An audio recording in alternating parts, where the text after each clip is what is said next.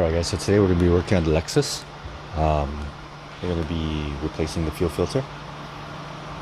This goes on the bottom of the pump goes in the middle. And all the other stuff just clips on where you see the clip parts.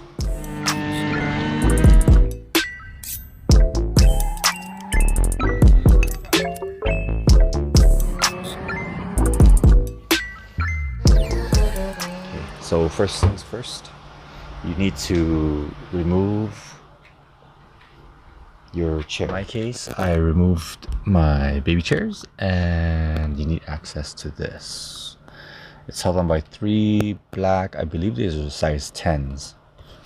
These guys. These are size 10s. There's 3 here.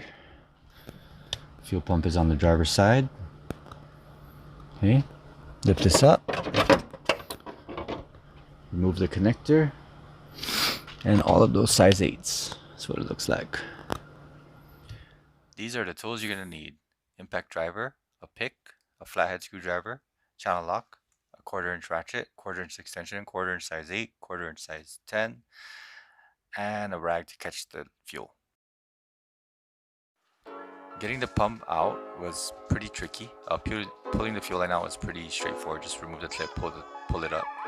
And then I got stuck on the bypass line that goes to the side. Just don't forget to take that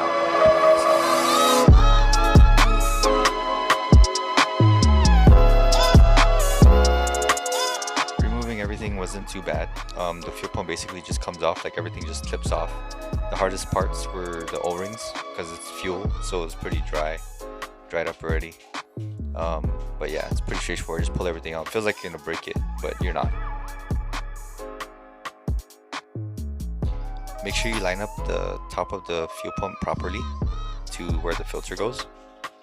There's only one way to do it, so it'll look strange if you try and put it the other way.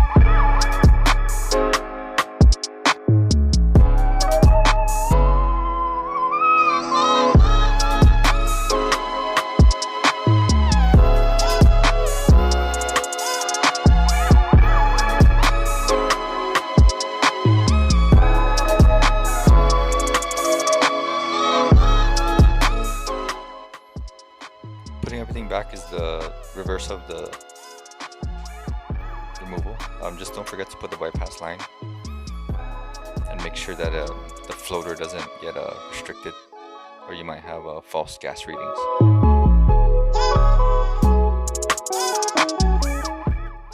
After you put everything back, don't freak out if it doesn't start right away. You need to prime. The fuel pump needs to fill up first before it actually starts